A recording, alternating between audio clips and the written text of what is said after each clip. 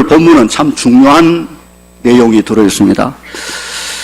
가끔 이 세상 돌아가는 꼬락서니를 바라보면서 어르신들이 혀를 차면서 세상 말세다, 말세, 말세요 라고 한탄하는 걸 들어봅니다.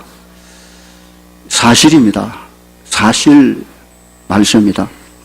오늘 본문에 예수님께서 직접 이 세상 종말에 대하여 언급하고 계시는데 바로 지금 우리가 살고 있는 이 시대입니다. 마가복음 13장은 마태복음 24, 25장 그리고 요한계시록과 함께 종말에 관해서 언급된 소계시록이라 할 만큼 중요한 내용입니다. 과연 세상의 종말, 이 지구의 종말, 인류 역사의 종말이 올까? 온다면 어떻게 될까? 그렇다면 우리는 어떻게 살아야 될까 하는 이 중대한 문제, 이 문제를 다루고 있습니다. 저는 마가복음 13장에 나와 있는 내용을 3번 나누어서 설교하면서 함께 우리 이 부분을 공부하도록 하겠습니다. 오늘 우리가 읽은 본문은 예수님께서 공생의 3년 사역을 거의 마칠 무렵 마지막 한 주간을 예루살렘 성에 입성하셔서 곧 십자가에 죽으실 구속의 절정을 이루시는 그 일을 앞둔 바로 그 고난주간, 그 화요일 저녁에 감람산에서 제자들에게 하신 말씀입니다. 그래서 감람산 강화 그렇게 하기도 합니다. 그날 또 예수님은 제자들과 함께 예루살렘 성전에서 여기저기 유대 종교 지도자들과 논쟁도 벌이시고 또 백성들에게 하나님의 말씀을 가르치시다가 저녁에 되어 제자들과 함께 감람산으로 가서 쉬시기 위하여 성전에서 나가고 계셨습니다. 성전에서 나올 그때에 예수님의 제자 중 한 사람이 예수님께 방금 나온 그 성전을 가리키며 이런 말을 합니다. 1절이죠. 선생님, 이거 한번 보십시오. 이 돌들이 어떠하며 이 건물들이 어떠합니까? 예루살렘 성전을 가리켜 하는 말입니다. 그 성전을 건축한 그 어마어마한 돌들, 그리고 건축물의 화려함, 아름다움, 평생 갈릴리 촌, 거기서 어부 생활하던 이 촌 사람들, 주님의 제자들이 이스라엘의 수도 예루살렘, 그것도 그 화려한 성전, 그걸 쳐다보고 지금 아주 압도당한 모습인 것입니다. 그것도 그럴 만한 것이 당시 예루살렘 성전의 규모와 화려한 웅장은 실로 대단합니다. 구약의 솔로몬 성전이 있다가 사라지고 그 후에 스룹바벨 성전이 세워지고 그 성전을 수리 보수하면서 지은 3번째 성전인데 당시 헤롯 왕이 이스라엘 백성들의 환심을 사기 위해서 BC 19년에 성전 건축을 시작을 했습니다.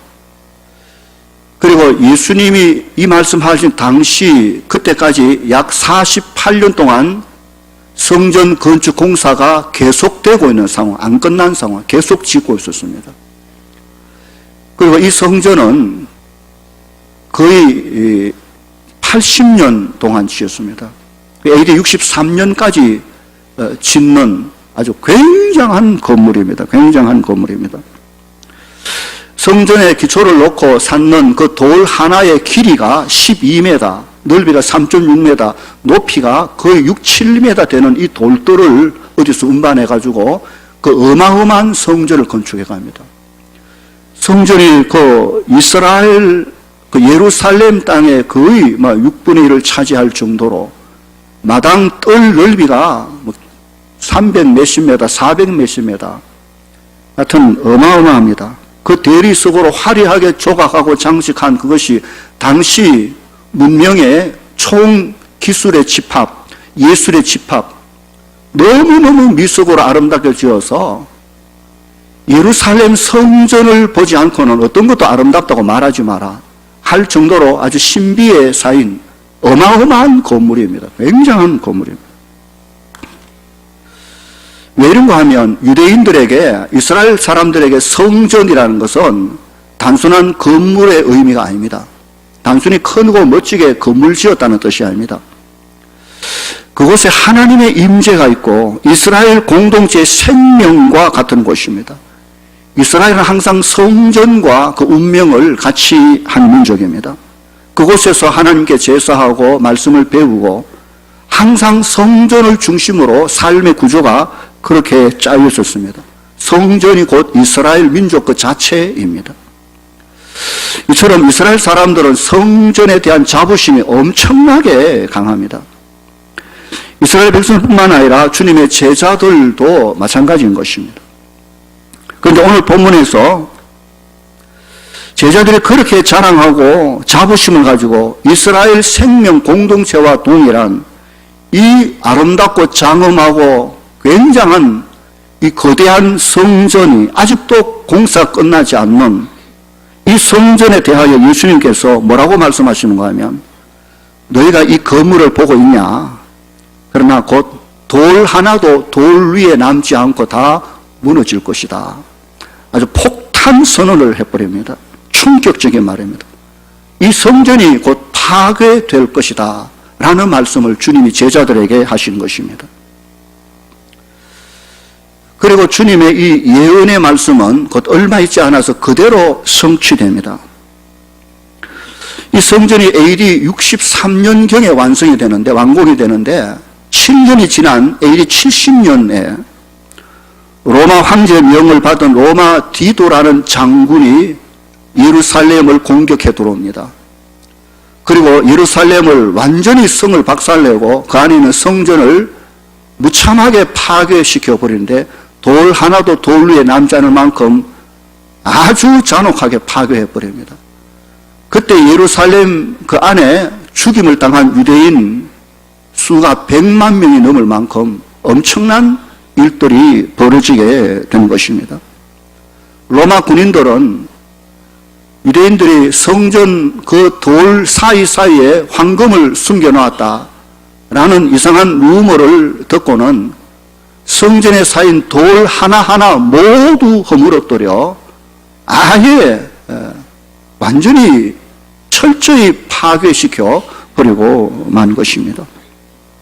성전이 결국에 무너졌습니다. 왜 그들이 주장하던 그 화려하고 영원히 무너지지 않을 것 같은 성전이 무너질까요? 오늘 보면 1절에 아주 중요한 단서가 하나 나옵니다. 성전이 무너질 수밖에 없는 단서가 하나 나옵니다. 1절 이렇게 시작되지요. 예수께서 성전에서 나가실 때에 라고 했습니다. 사실 그날 예수님이 그 성전에서 나가신 후 다시 그 성전으로 돌아오지 않으셨습니다. 다시 말하면 바로 그 시간이 예수님과 성전과의 영원한 결별의 시간입니다. 더 이상 그 성전은 하나님의 아들 그리스도 예수의 임재가 없는 그냥 건물로 남아있게 된 것입니다. 물론 이미 유대 당국자들, 종교 지도자들, 대제사장, 서기관, 바리새인, 당시 장로들, 이런 사람들이 그 성전을 강도의 소굴로 만든 지 오래된 이야기입니다. 주님은 그 성전에서 영원히 나오셨습니다.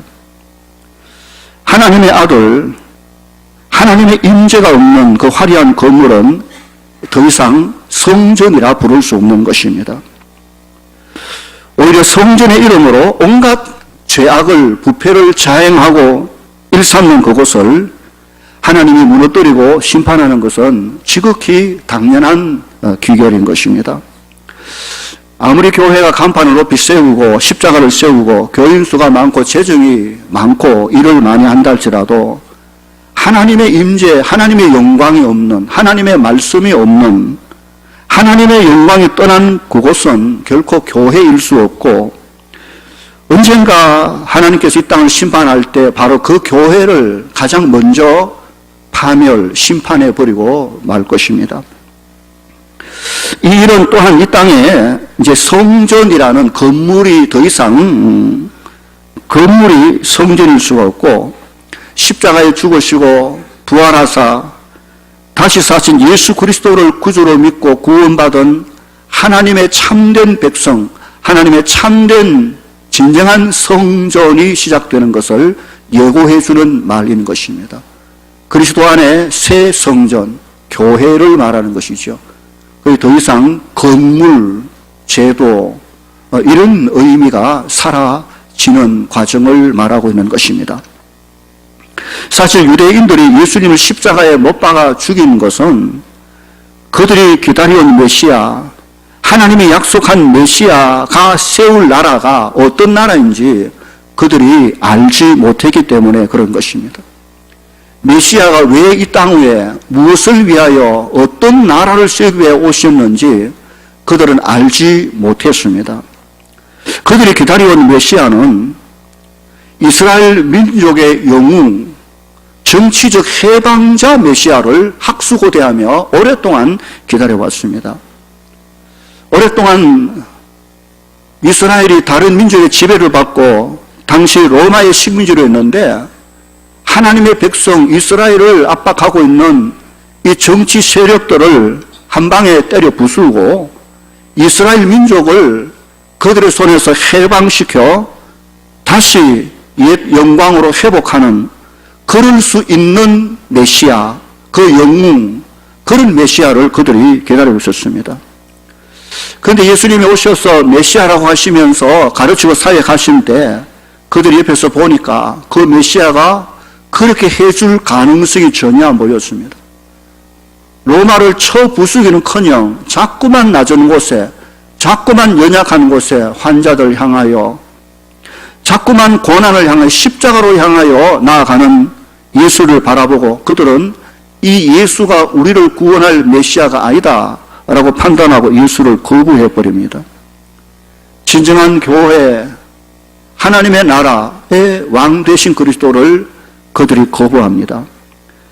그들은 그 성전을 지키기 위하여, 이스라엘을 지키기 위하여 스스로 독립을 꿈꾸며, 그리고 결국 로마에 대항을 했습니다. 반역을 하죠. 반란을 일으킵니다. 하나님이 지켜주실 거다 믿고. 그러나 그랬다가 이스라엘이 로마에 완전히 패망, 예루살렘 성은 물론이고 성전이 패망 무너지고 멸망한 것입니다. 예수님의 세상에 오신 목적이 뭡니까? 이스라엘이라는 하는 민족을 해방시키기 위해 오신 겁니까? 아니죠. 이 땅에 그들의 왕국을 세우고 그 나라의 임금 노릇하려고 예수님이 오셨습니까? 전혀 그렇지 않습니다. 그들로 잘 먹고 잘 살게 하기 위하여 오시는 게 아닌 것입니다. 주님이 이 땅에 오셔서 자기 백성을 압제한 로마를 부수기 위하여 무슨 계획을 하고 작전을 짜고 군사를 모으고 전혀 그렇게 하지 않았습니다. 오히려 주님은 이 땅 위에 이스라엘 백성들로 하여금 그 로마의 세금을 잘 바쳐라, 그들의 그 정부 관리들에게 존경하고 바칠 걸 바치고 존경할 걸 존경, 순종을 해라고 가르쳐 준 것입니다. 주님이 세상에 오신 이유가 뭡니까? 그것은 이스라엘을 로마에서 해방시키기 위하여 온 게 아닙니다. 이 땅의 온 만 백성을 그들의 죄 가운데서 해방시키기 위하여 오신 것이죠. 주님이 세상에 오신 것은 로마에서 해방이 아니라 죄에서 해방하기 위하여 오신 것입니다. 주님이 땅에 오신 것은 우리로 가난과 어떤 환경에 열악하면서 건져 이 땅에 대단한 그런 사람 만들어주기 위하여 오신 게 아닙니다. 그런 것도 어쩌면 의미가 있는 일이지만 주님의 궁극적인 목적은 우리 모두가 감당할 수 없는 죄에 깊이 빠져 가고 있는 이 죄의 상태에서 예수 그리스도의 십자가 보혈로 우리를 구속하여 하나님의 백성, 하나님의 나라, 하나님의 영원한 교회, 그 나라를 세우기 위하여 오신 것임을 기억해야 됩니다.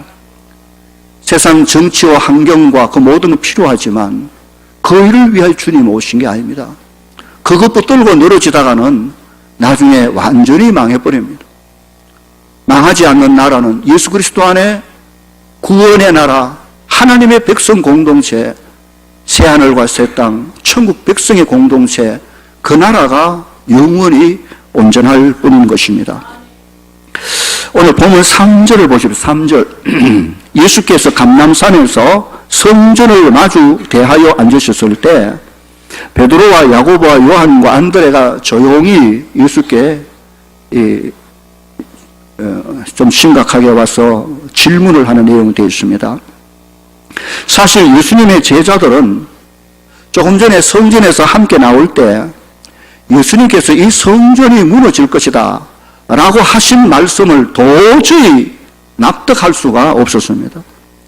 이 화려하고 웅장하고 48년 동안 짓고 있는 이스라엘 공동체의 생명과 같은 이 거대한 성전이 무너진다는 것은 있을 수 없는 일인 것입니다.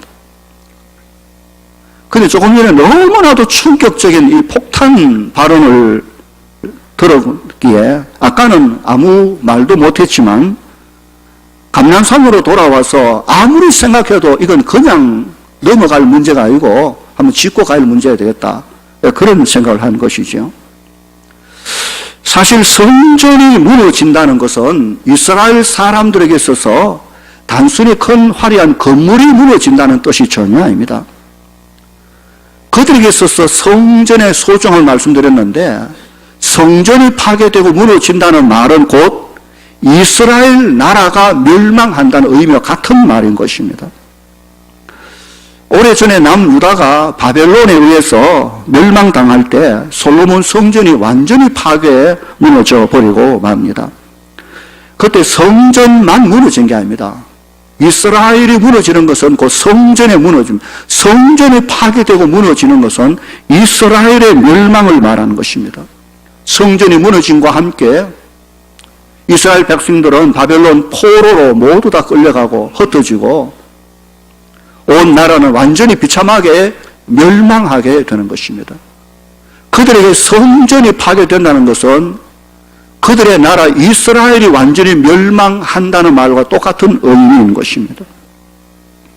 지금 주님께서 이 성전이 무너질 것이라고 하신 것은 그나마 이스라엘이 로마의 속국으로 있긴 하지만 그래도 이스라엘이 로마 지배 안에서 상당한 자치권을 가지고 있었고 또 이스라엘의 왕도 있었고 또 율법도 있었고 백성도 있었고 그래서 그나마 이스라엘이라는 나라가 아직까지 독립은 아니지만 그래도 나라를 지키고 있었는데 이 나라마저 완전히 멸망, 사라질 것을 말하고 있는 것입니다.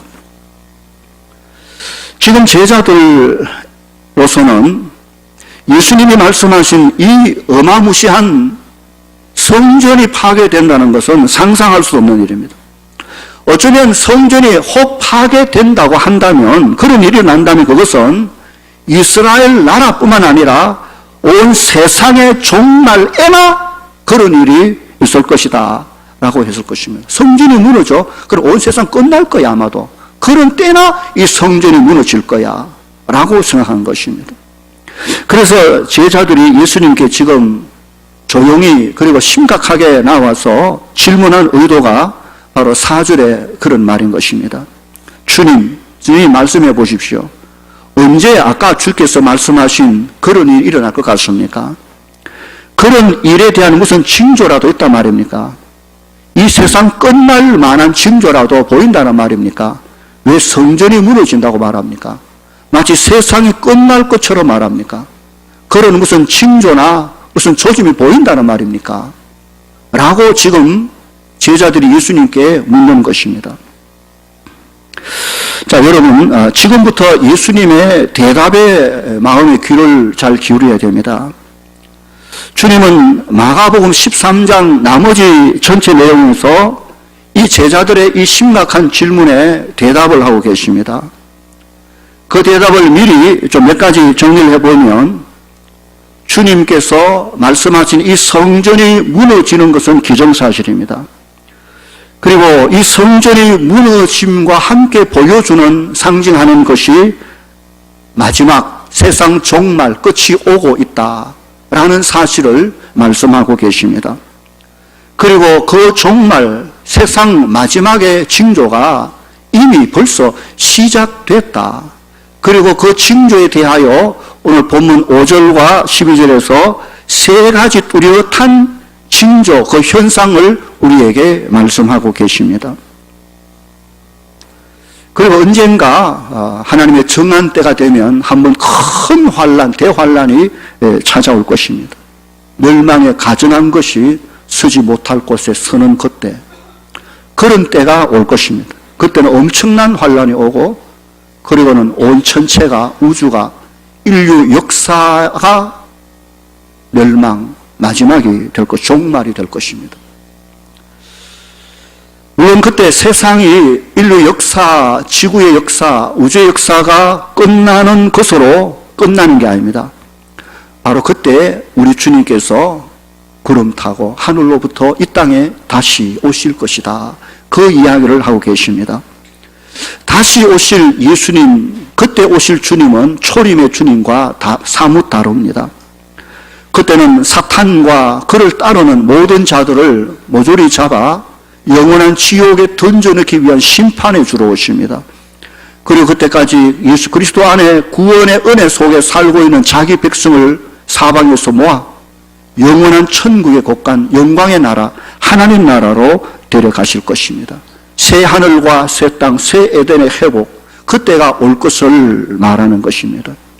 세상 종말은 종말로 끝나는 게 아니라 새 하늘과 새 땅, 구원의 백성에서 새 영광의 나라의 시작이 될 것입니다.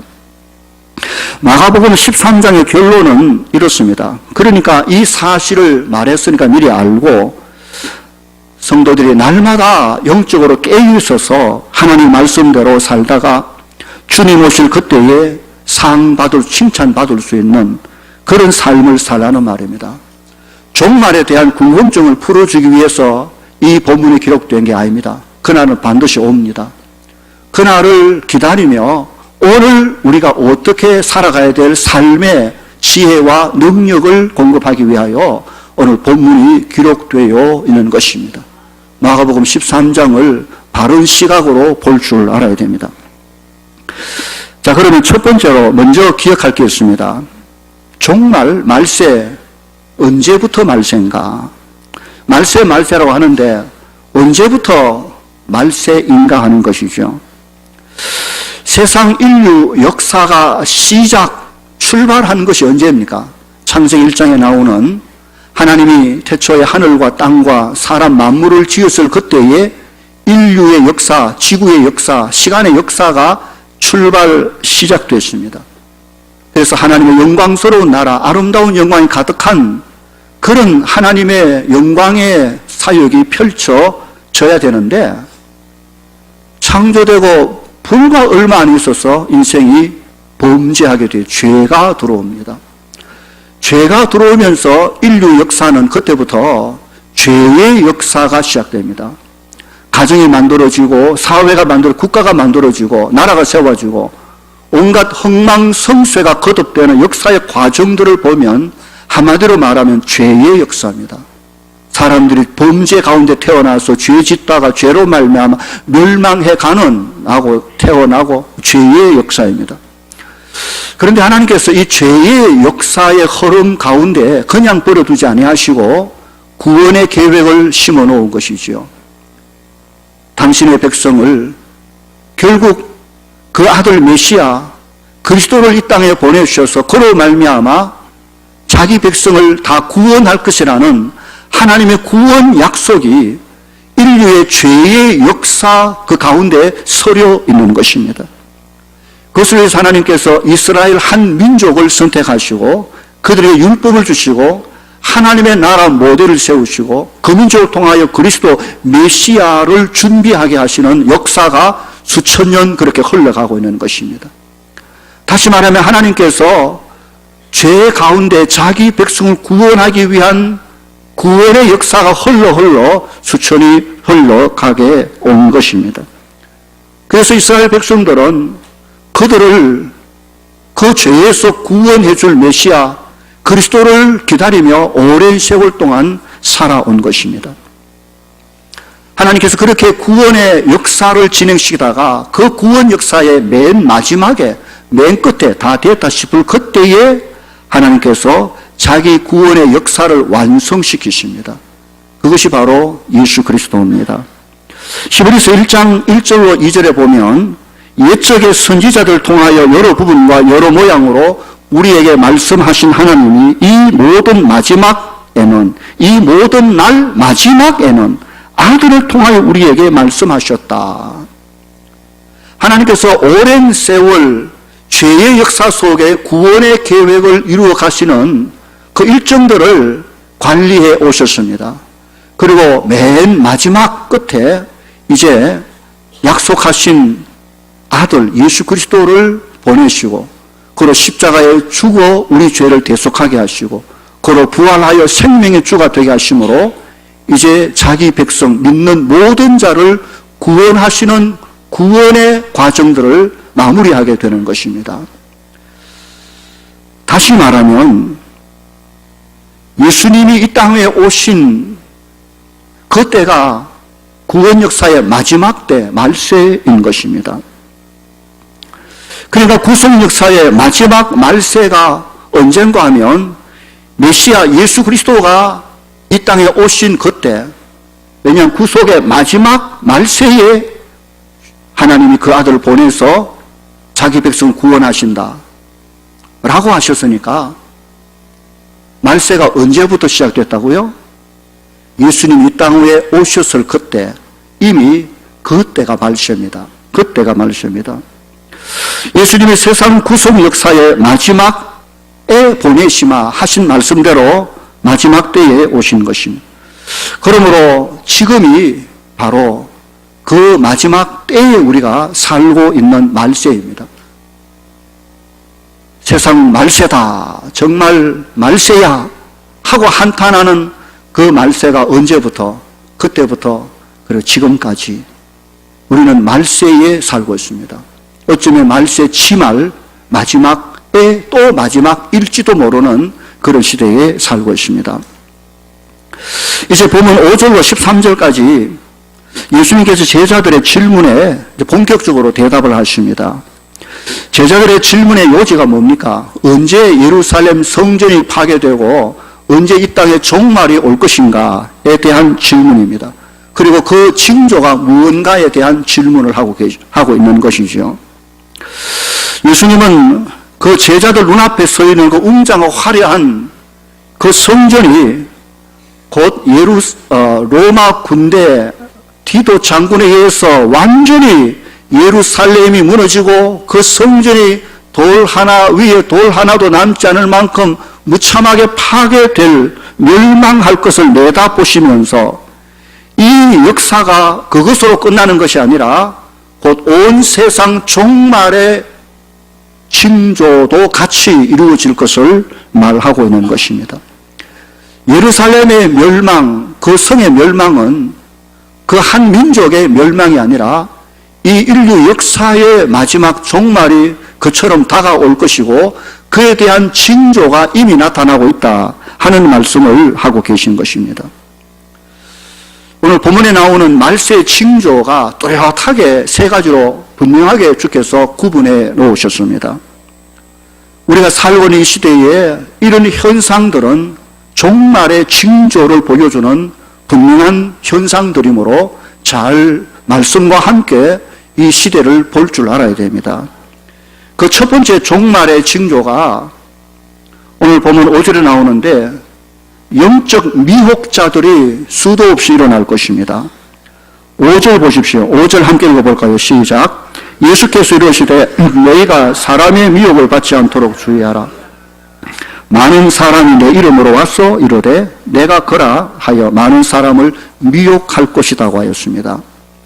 말세 세상 마지막 종말에 나타날 현상 중에 가장 먼저 미혹자들, 영적으로 미혹하는 자들 일어납니다. 거짓 교사들과 거짓 선지자들이 일어날 것입니다.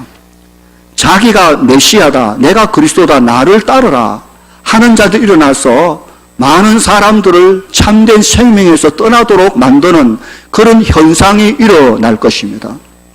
온갖 여러 방법과 수단을 사용해서 사람들의 영적으로 혼란시켜 거짓 진리를 쫓아 멸망의 길로 이끌어가는 일들이 벌어질 것인데, 말세를 살아가는 성도들이 이것을 극히 조심해야 됩니다.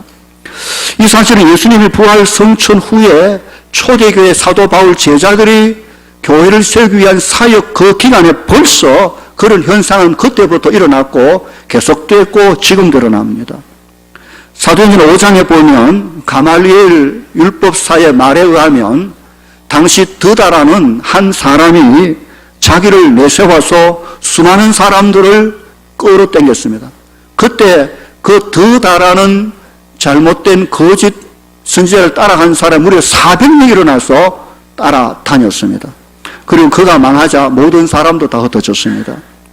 나중에 갈릴리 유다라는 사람이 일어나서 사람들을 꾀고 미혹할 때 그때도 수많은 사람들이 유다가 메시아인 줄 알고 따라갔다가 유다가 멸망하자 그 모든 사람들도 흩어졌다라는 말을 합니다.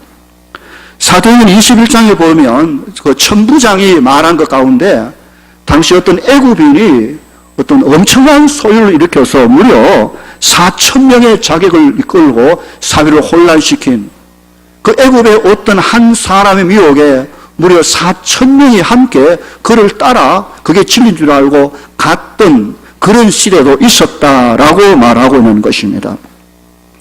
오늘 온 세상에 일어나는 이 거짓 교사들, 거짓 그리스도, 자칭 예수, 자칭 그리스도라는 사람이 부지기수 많습니다. 그때부터 지금까지 우리나라만 해도 소위 자기를 하나님이라고 내세운 자들이 얼마나 많습니까? 문서명 같은, 박대성 같은, 지금 이 시대 대표적으로 신천지 이만희, 자기가 보혜사 성령이고 이렇게 자신을 마치 하나님으로 가장해서 수많은 사람을 영적으로 미혹하는 일들이 많이 일어나게 될 것이고 앞으로 점점 많아질 것입니다.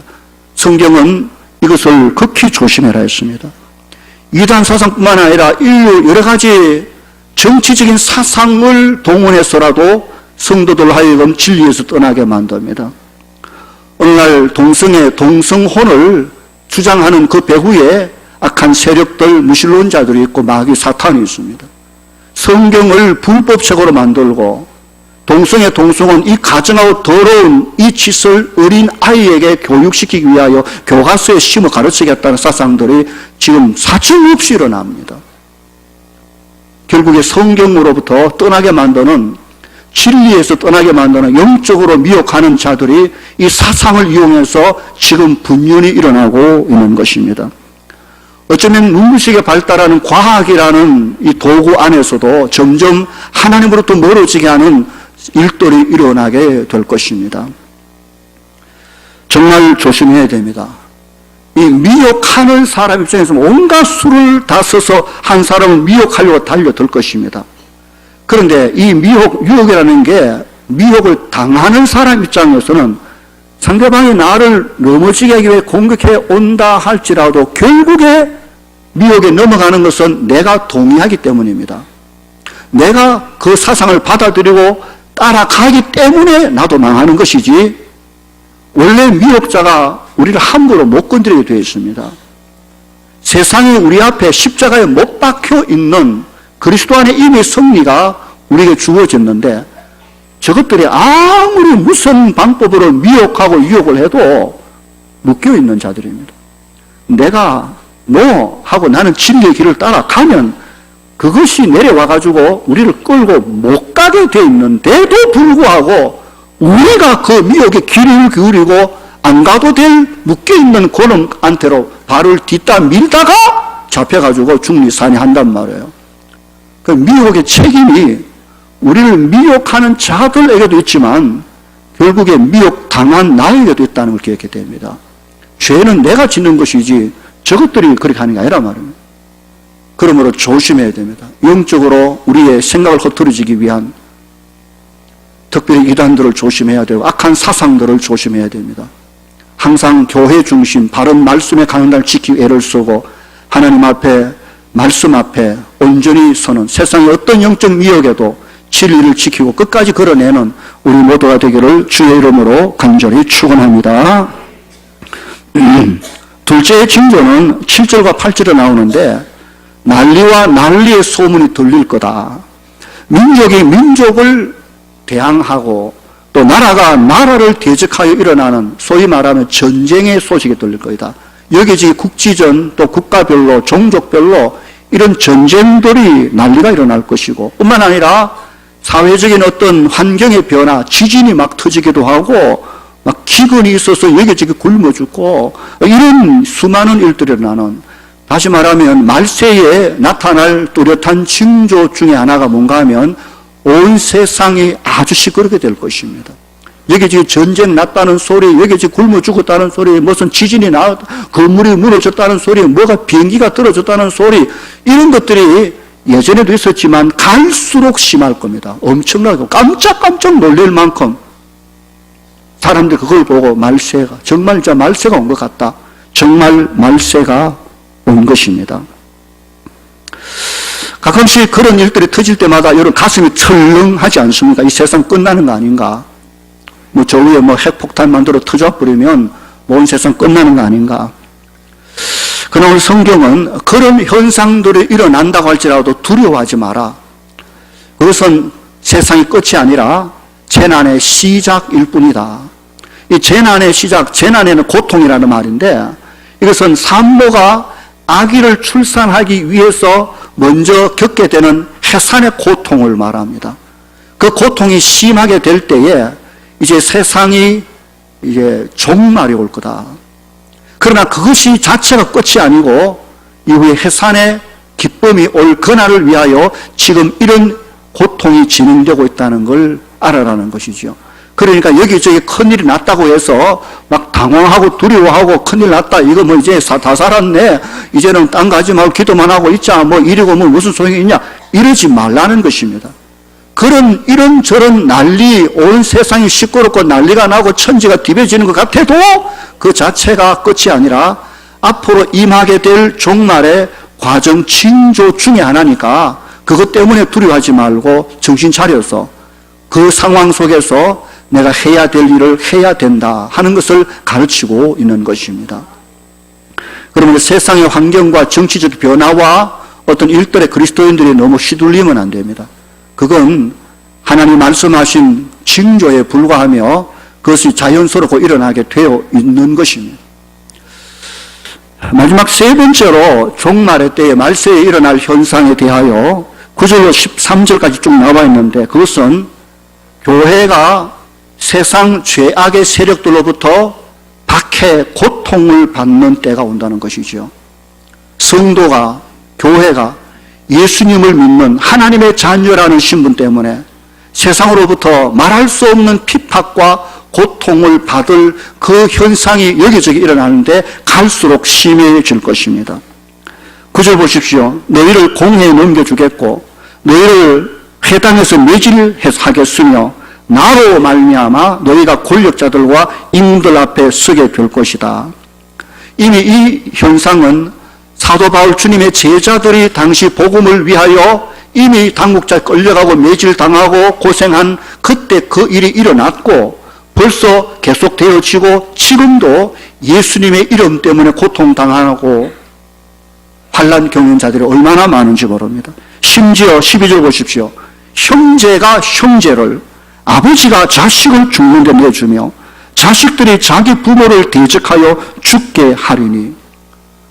정말 어마무시한 현상들, 윤리와 도덕이 완전히 박살나고 자식이 부모를, 부모가 자식을 잡아 죽이는 이런 극한 상황의 고통까지 가게 될 현상들이 일어날 것을 말합니다. 결국에 예수를 믿는다는 것이 세상으로부터 얼마나 미움을 받고 박해를 받는지 그 일들이 일어나게 될 것을 말합니다. 세상이 점점 예수 믿기 좋은 세상으로 바뀔 것 같습니까? 열심히 기도하고 예배 잘 드리면 복을 받아서 이 땅에 앞으로 점점 예수 믿는 사람이 편안하게 아름답게 세상 잘 살아갈 시대가 올 것이라는 기대는 성경과 반대의 생각입니다. 세상은 점점 더 악해져 갈 겁니다. 점점 더 포악해져 갑니다. 죄를 목구멍까지 채울 것입니다. 그 과정 속에 예수 믿는 사람은 더욱더 경건하게 살려고 애를 쓸 겁니다. 더욱더 말씀 지키기 위하여 그 속에서 세상으로 당하는 핍박과 고난이 엄청날 것이지만 끝까지 견딜 자는 견뎌냅니다. 이것이 중요한 말인 것입니다. 결국 세상은 죄는 죄대로 갈 것입니다. 의는 의대로 갈 것입니다. 마지막 때 주님이 오셔서 둘을 완전히 구분할 것입니다. 그 과정 속에서 의의 백성, 하나님의 백성들이 세상 죄의 세력들로부터 당해야 할 고난과 시련이 많을 것입니다. 그러나 그럼에도 불구하고 그리스도인들은 그 고난 속에서 해야 될 중요한 일이 있다는 것을 성경이 가르칩니다. 종말에 말세에 이런 일이 나타날 것을 말씀하셨고 그런 현상들은 이미 지금도 나타나고 있다는 것이죠. 누군가로부터 예수 믿는 사람이 핍박받고 고난당하는 것이 이상한 일이 아니라는 것입니다. 그가 무슨 죄를 지어 잘못해서 그런 게 아니라 말세의 현상 중에 뚜렷한 일들입니다. 온갖 이단들이 일어나고 영적으로 여기저기 난리를 치고 이런 현상들이 미혹하는 자들이 수단과 방법을 가리지 않고 교회를 혼란스럽게 하는 일은 앞으로 계속될 것입니다. 세상에 이런저런 질서가 무너지고 정치가 변동되어지고 체제가 바뀌고 여기저기 폭탄이 터지고 지진이 일어나고 해일이 일어나고 이런 현상들을 자주 보게 될 것입니다. 그러나 그 자체가 종말이 아니라 그 일들이 종말에 대한 시작, 그 징조로 나타나고 있는 것입니다. 기억하십시오. 우리는 지금 종말에 살고 있습니다. 말세에 살고 있습니다. 앞으로 이런 징조들은 갈수록 점점 더 심하게 될 것입니다. 예수를 믿을 때 각오 단단히 하고 믿어야 됩니다. 그렇지 않으면 예수 다 버릴 자들이 많을 것입니다. 그러나 그 징조 자체가 종말은 아닙니다. 결국 종말이 오게 될 것이라는 것을 미리 예고하는 것입니다. 이때 우리가 주의해야 될 것은 어떠한 영적인 미혹자가 일어나도 진리 위에 굳게 서서 그 미혹에 빠지지 않도록 주의하는 것이 중요합니다. 세상에 아무리 무슨 소리를 해도 여러분의 영혼을 지켜주지 않습니다. 신문이, 텔레비전이, 여러분 공부가 여러분의 영혼을 지켜줄 수 있는 것은 세상에 아무것도 없습니다.